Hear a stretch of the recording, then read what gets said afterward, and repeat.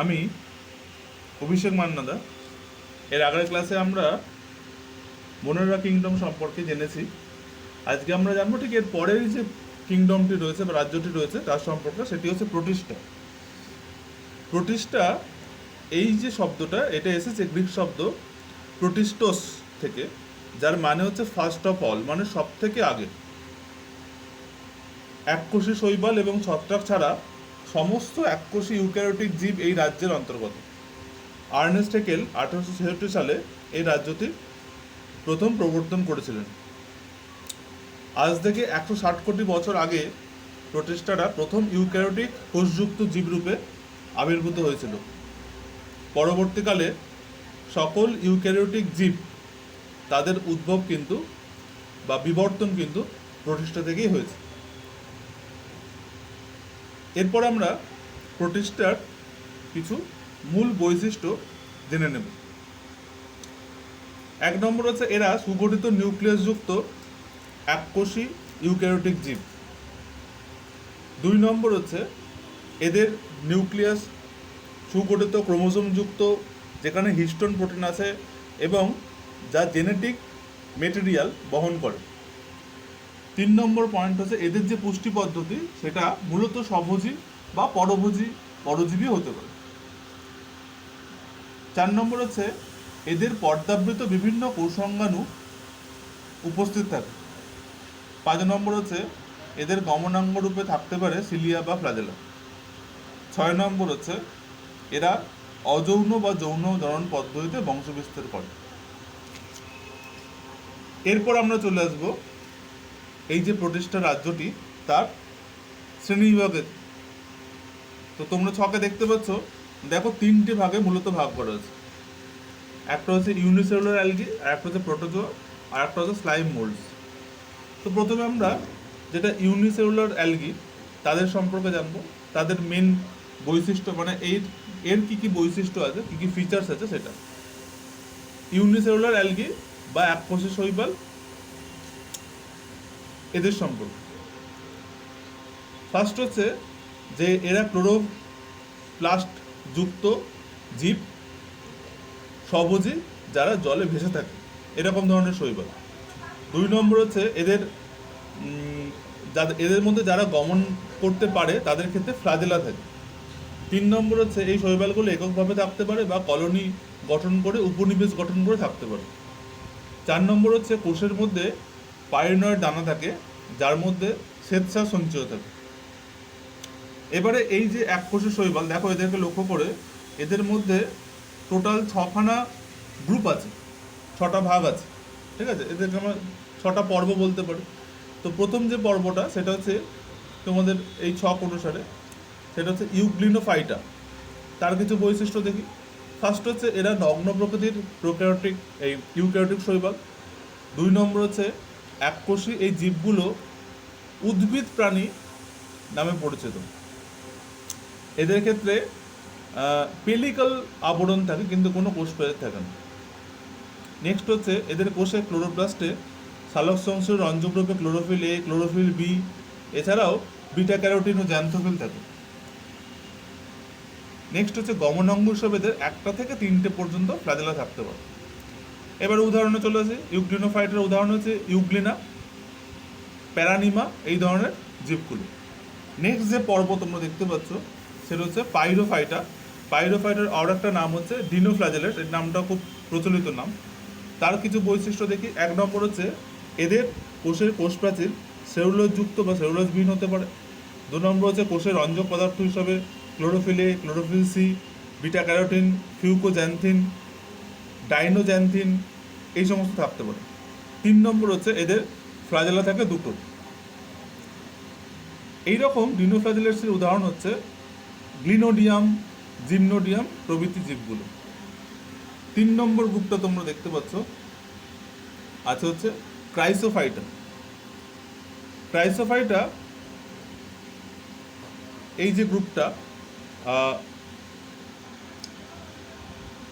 এদের কিছু বৈশিষ্ট্য আমরা এবারে জানব। তো ক্রাইসোফাইটার বৈশিষ্ট্যগুলো, 1 নম্বর হচ্ছে যে এরা তো ইউক্যারিওটিক, এদের কোষপ্রাচীর সেলুলোজ, সিলিকা, ক্যালসিয়াম কার্বনেট এই সমস্ত রয়েছে।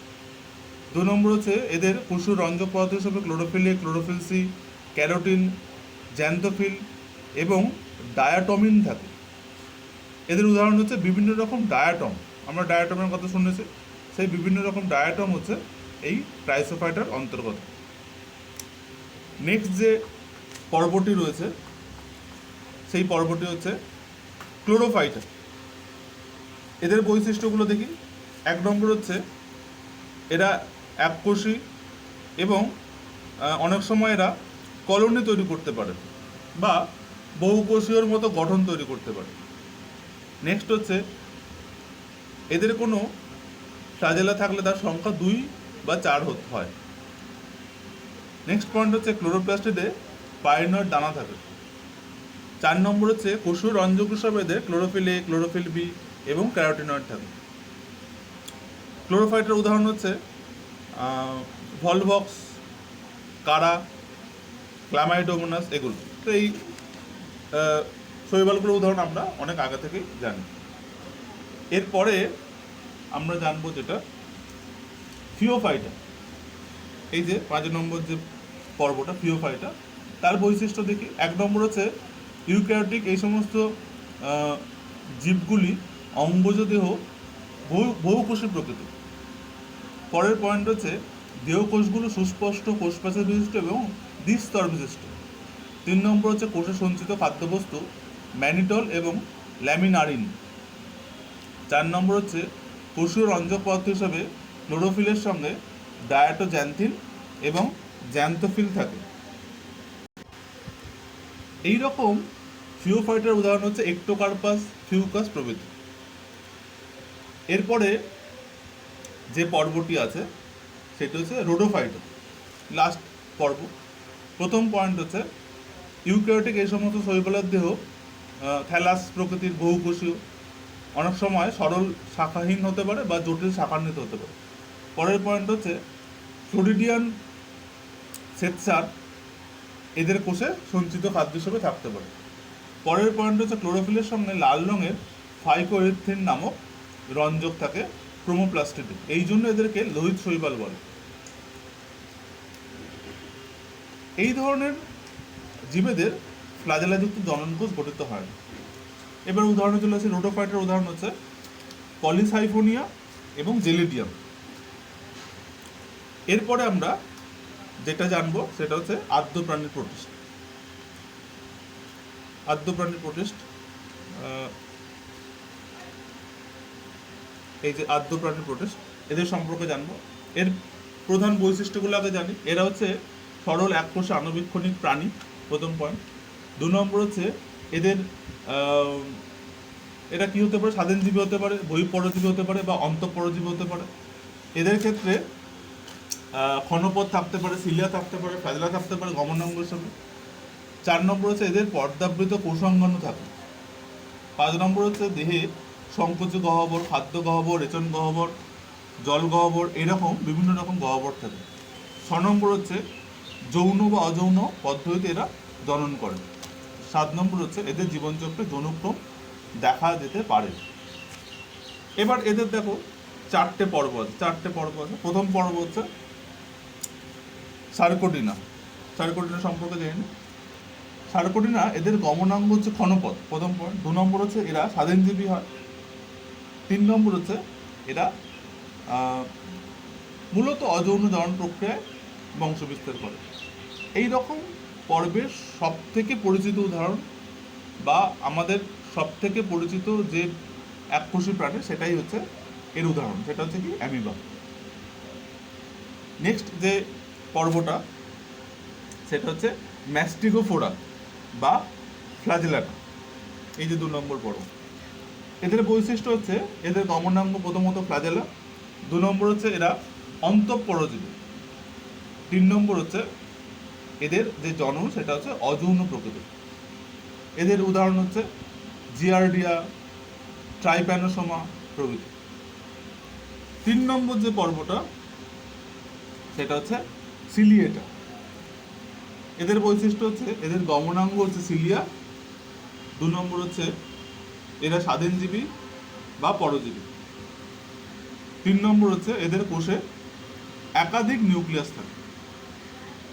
এদের উদাহরণ হচ্ছে প্যারামিসিয়াম বা আরেকটা উদাহরণ হচ্ছে ভর্টিসেলা।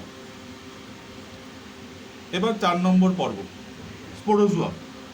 এদের বৈশিষ্ট্য হচ্ছে এদের কোনো গমনাঙ্গ থাকে না, যদি থাকে কিছু সেটা হচ্ছে মায়োনিন সূত্র, যেটা এদের দমনে সাহায্য করতে পারে। 2 নম্বর পয়েন্ট হচ্ছে এরা সংশ্লেষ প্রক্রিয়ায় যৌন দহনের মাধ্যমে বংশবিস্তার করে।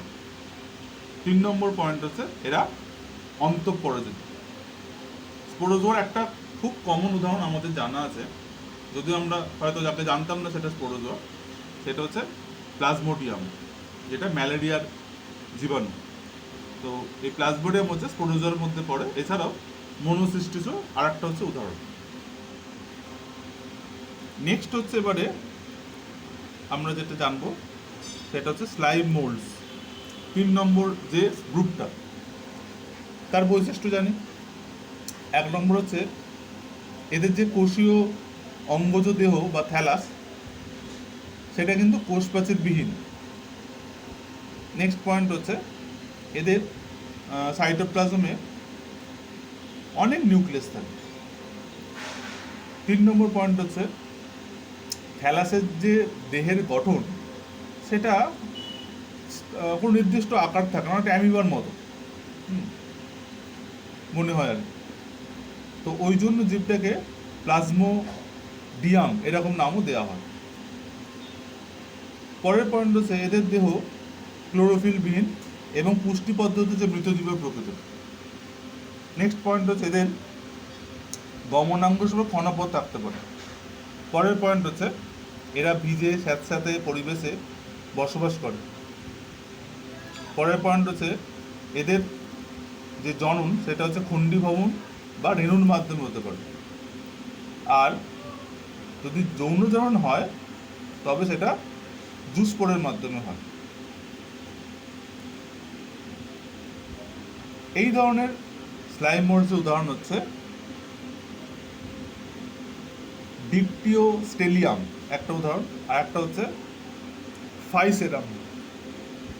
তো তাহলে আজকে আমরা প্রোটিস্টা এই কিংডমটি সম্পর্কে জানলাম, যেটি হচ্ছে 2 নম্বর কিংডম, পাইটাগারা শ্রেণীবিন্যাসের ক্ষেত্রে 2 নম্বর কিংডম, এবং এককোষী জীবেদের নিয়ে গঠিত এবং ইউক্যারিওটিক জীব। এর পরের ক্লাসে আমরা আরেকটি কিংডম সম্পর্কে জানবো।